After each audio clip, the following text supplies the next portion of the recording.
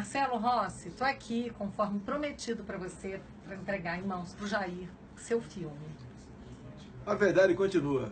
Marcelo, eu tenho usado muito nas minhas andanças pelo Brasil do que o Brasil precisa. Precisa de um versículo da Bíblia, João 8,32.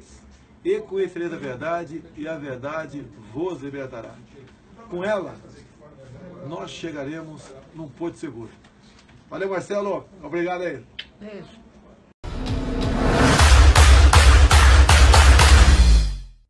Verifique se está inscrito no canal. Deixe o seu like para ganhar relevância e faça os seus comentários. Vamos ao vídeo. Olá a todos! Sejam muito bem-vindos ao Bispo TV News, o canal para quem é a favor da ordem, da justiça, da liberdade, para quem é a favor da família tradicional, para quem é contra o aborto, contra a ideologia de gênero. E aqui apoiamos o governo do nosso presidente, Jair Bolsonaro. Episódio 2, Guerra de Quinta Geração.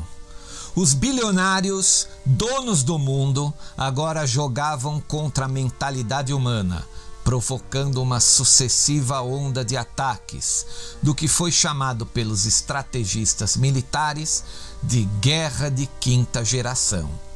Ataques não armados, mas verbais, morais, financeiros, desmoralizantes, tendo principalmente o objetivo de arrancar das pessoas o sentimento de patriotismo e a vontade de lutar. Mudar a concepção da visão de mundo para que as pessoas comuns, logicamente os donos do mundo, venceram essa guerra. O Pentágono perdeu então nesse momento dentro do Vietnã, retirando seus homens e abandonando a guerra. E o presidente republicano americano Richard Nixon foi nocauteado em meio a um escândalo. A partir daí, então os democratas, políticos de cunho progressista, vendidos aos donos do mundo, passaram a dominar a cena. Aqui no Brasil, o regime militar logicamente não seria apoiado pela casta subversiva e esquerdista que subira agora ao poder na América. E logo o presidente Geisel começa a enfrentar problemas diversos, principalmente com um pesado ataque de quinta geração vindo dos donos do mundo, o primeiro choque do petróleo, em finais de 1973, mas que nos afetaria somente no início de 1974. Os estrategistas militares brasileiros, então, para lutar contra essa força descomunal que se levantava também contra nós, bolaram o famoso pró-álcool, e o presidente Geisel passou a negociar comercialmente com outros países sem impedimentos ideológicos, como o Iraque, Angola socialista e outros. Notaram então os estrategistas militares que a guerra de quinta geração estava vindo a afetar o regime brasileiro e poderia colocar tudo a perder. Sabiamente, os militares bolaram a anistia e a lenta e gradual abertura do regime, a fim do Brasil então sair do raio de ataques poderosos desses bilionários.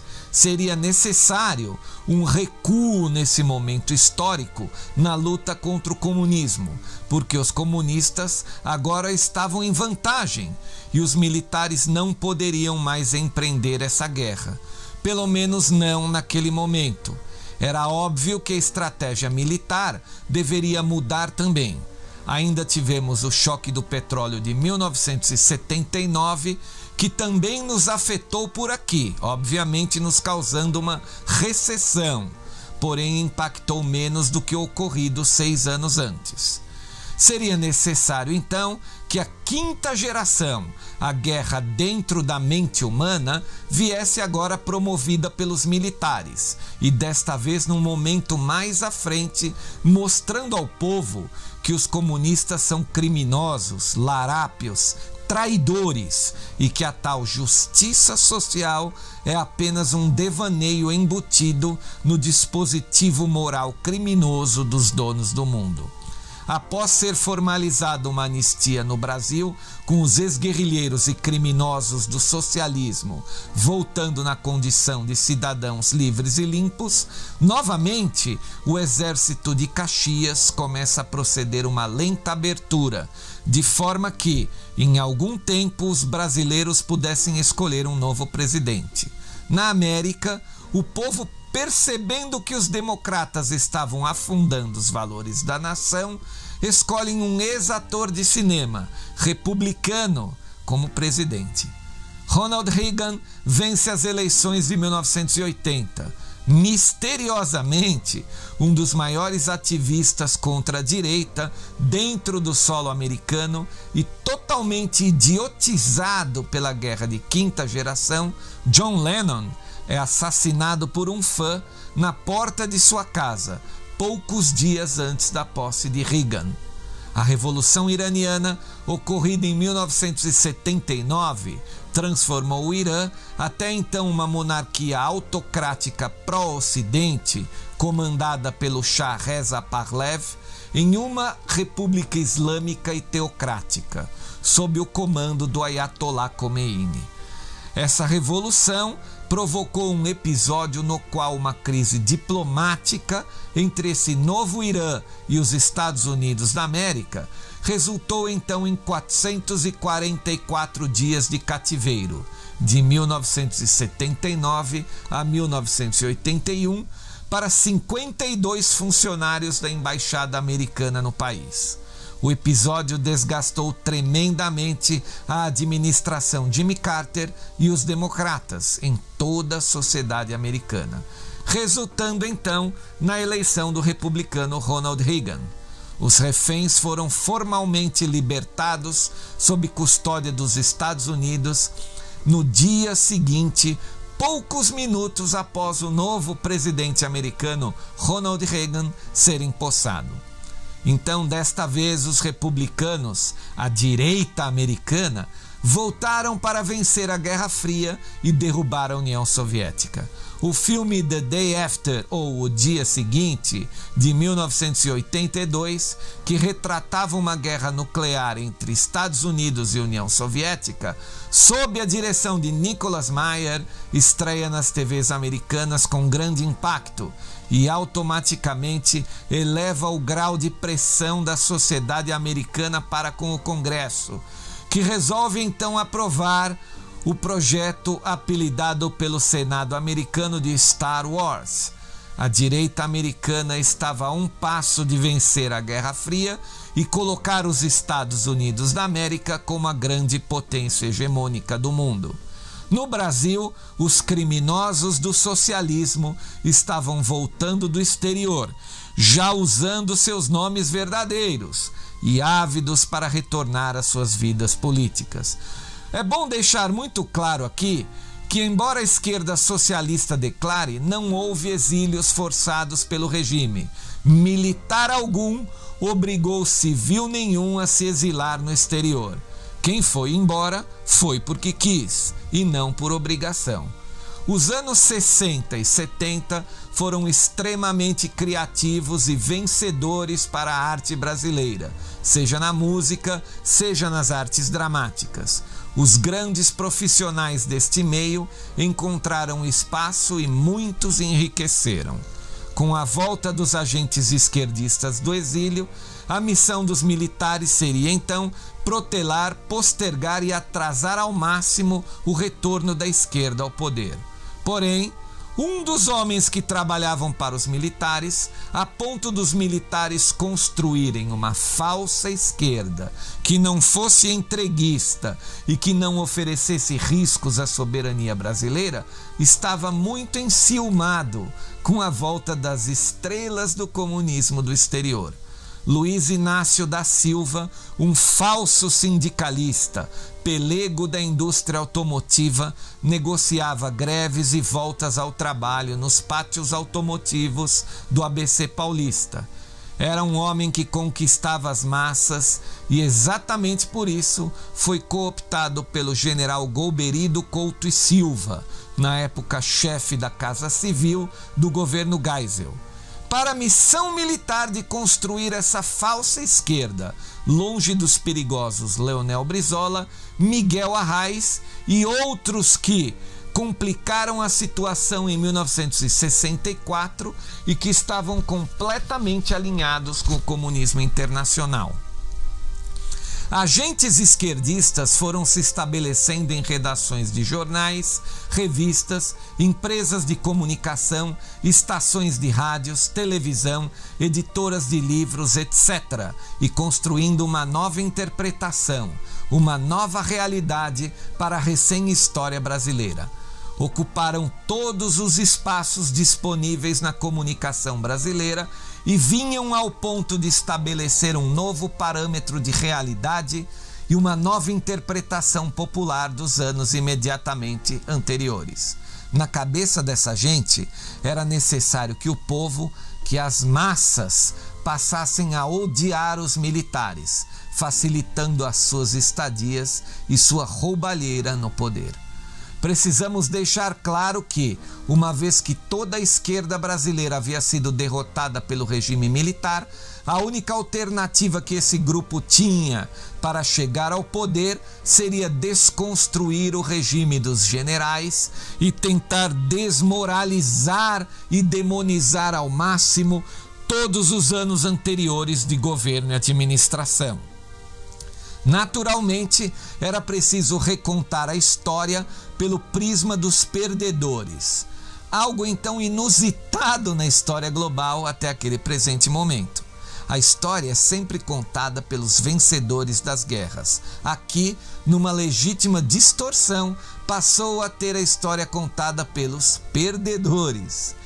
Isso aconteceu porque os donos do mundo já tinham o monopólio das informações do planeta e tinham dinheiro em extrema abundância.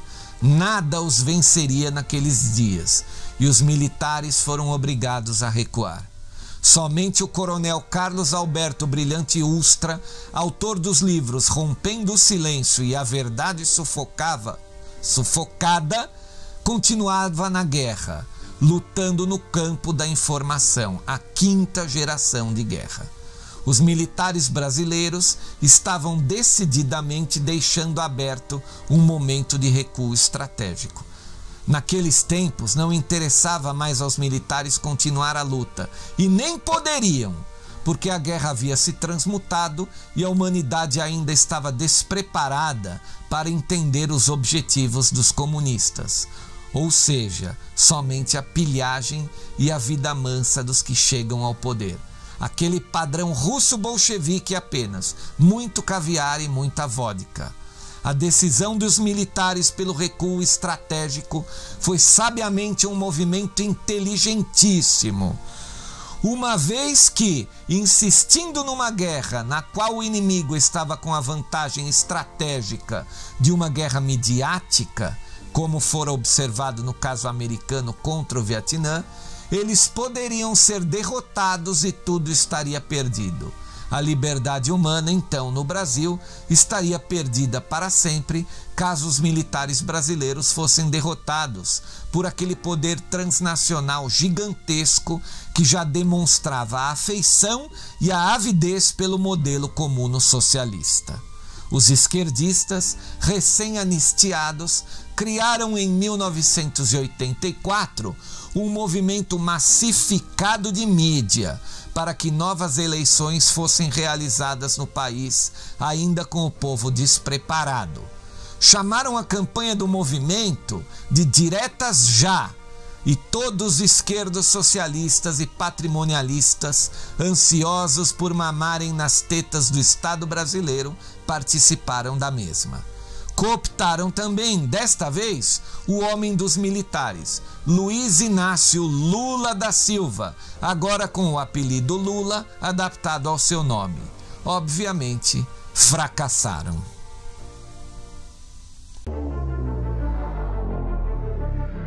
produzi 3 documentários sobre o regime militar brasileiro, esse regime militar que muitos chamam de ditadura, mas que na verdade não foi. Os militares brasileiros são extremamente patriotas e dedicados, e o que eles fizeram foi livrar o país de cair nas garras de criminosos comunistas da época. Produzi uma trilogia de documentários, que são mais de 12 horas e meia de material editado. Eu tenho mais de 50 pessoas que dão depoimento. Juristas, historiadores, oficiais militares, generais, coronéis, também pessoas que viveram os movimentos de rua, áudios da época, fotos da época, depoimentos de pessoas que viveram a época, Dr. Ives Gandra Martins, que é um grande jurista. Tenho esse material somente em DVDs. O primeiro DVD duplo se chama A Verdade Revelada no Peito em que ela impera. O segundo DVD duplo se chama A Verdade Continua, Sentindo no Peito Invicto. E o terceiro e último, que fecha a trilogia, A Verdade Triunfante dos Mares Verdes ao Cruzeiro do Sul. Na verdade são 6, porque é um conjunto de 3 DVDs duplos, para você conhecer realmente toda a história verdadeira do regime militar brasileiro de 64 a 85. Ali a gente não deixa passar nada. Todos os mitos que a esquerda socialista inventou, nós estamos desvendando. Todos os boatos que eles contaram, nós estamos desmistificando. Realmente estamos passando aquele período do Brasil a limpo nesses 3 DVDs. Eu garanto a vocês que quem assisti-los vai ser um material de consulta, é um material que vai ficar também para as próximas gerações